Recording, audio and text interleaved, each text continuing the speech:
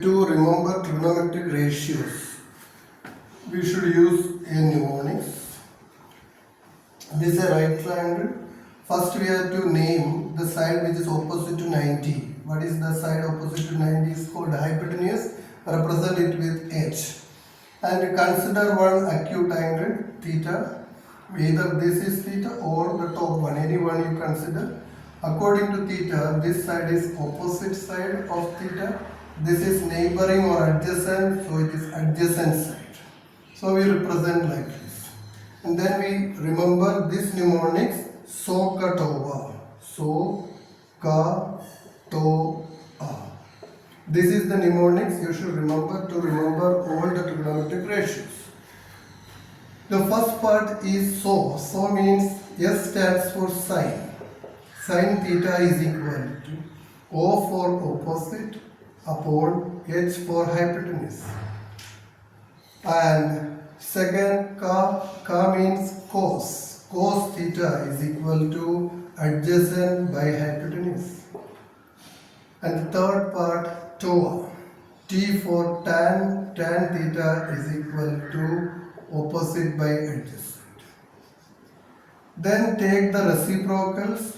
What is the reciprocal of sine? Sine's reciprocal is cosec. Cosec theta is equal to reciprocal of this, H by O. You can remember also. Here it starts with S, its reciprocal starts with C. One more C is there, but it is coming in the first three. And it is starting with C, its reciprocal is starting with S. Sec theta is equal to the reciprocal of this, H by E. And it is starting with T, its reciprocal is ending with T.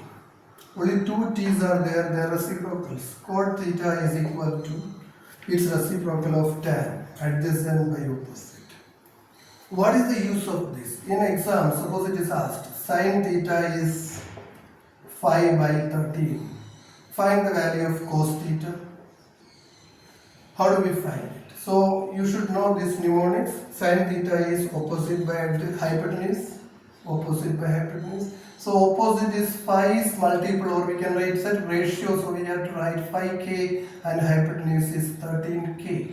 You write opposite is 5k and hypotenuse is 13k.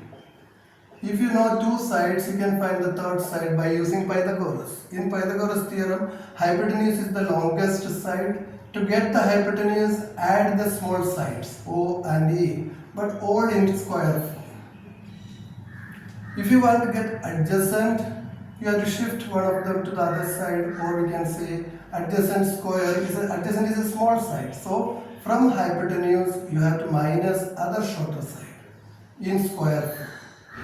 When you square it, 13 square, you know what is the square of 13? It is 169k square minus opposite is 5 square is 25k square. Then you get 144k square. This is adjacent square, and cut the square and put your root. So you get 12k. Only positive root you take, 12k. Hypotenuse was 13k. Then we can find cos. Cos means ka, means adjacent by hypotenuse. Adjacent is the 12k, by hypotenuse is 13k. 13 that we get k gets cancelled. This is it. Suppose the question may be like this: cos theta plus tan theta by cos theta minus tan theta. Then put the value of cos theta. You calculated 12 by 13 plus tan theta. You have to find opposite by adjacent. Opposite is 5, adjacent is 12.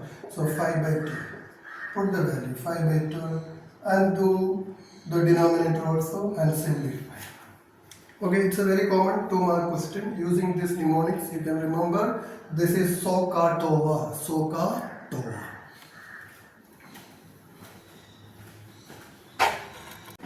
Yes, let's study one mnemonics to remember the value of certain trigonometric ratios for specific angles 0 degree, 30 degree, 45, 60 and 90. How to remember this? Okay, not to prove it, it is only a technique to remember these values. You write all these angles first, 0, 30, 45, 60 and 90. After this you write 0 in the beginning and 1 at the end. 0 and 1 are some landmark numbers. What is the exact middle of 0 and 1? It is half. You write half here. Half is the exact middle of 0 and 1. And what is the middle of 0 and half?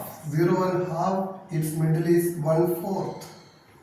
What is the middle of 1 half and 1? It is 3/4. So you know these are landmark numbers from 0 to 1. 0, 1/4 or quarter, half, 3/4 and 1. So these are the landmark numbers from 0 to 1 and take their roots. What is the root of 0? Root of 0 is 0. And what is the root of 1/4? 1's root is 1 and 4's root is 2. And what is the root of 1/2? 1's root is 1 and 2's root is root 2. Its root is root 3 upon 4's root is 2 and 1's root is 1. These are the values of sine. That means sine 0 is 0, sine 30 is half, sine 45 is 1/√2, sine 60 is root 3/2, sine 90 is 1. When it is cos, the last value write in the beginning 1 and the second last value you write as the second value. Then middlemost are same and the second value becomes the second last and the first value becomes the last value. So cos 0 is 1, cos 30 is root 3/2, cos 45 is 1/√2, cos 60 is 1/2, cos 90 is 0. Then tan. How do we get tan? Take the numerator of sine and cos. 0/1 it is 0. Take the numerators away. Numerator of sine and cos. It is 1/√3. Numerator of sine and cos. 1/1 it is 1 away. Root 3/1 it is root 3. 1/0 we don't know, so it is not defined. These are the values of sine. If you want to find the values of the rest 3, write the reciprocal of this.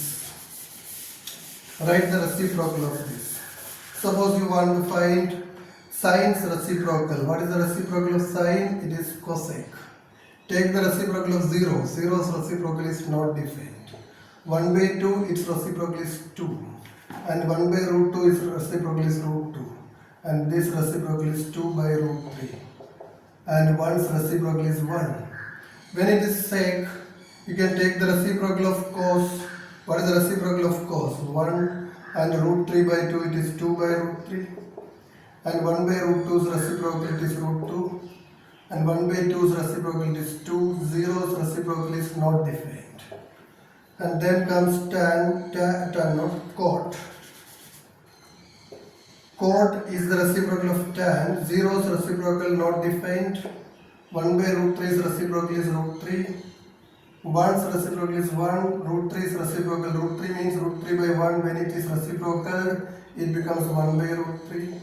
And not defined reciprocal is 0. So this way we can remember, or we should know how to make this table. If in a question, if it is asked to prove that sine 60 is root 3/2, then this is not the method. This is only to remember these values. It's a mnemonics.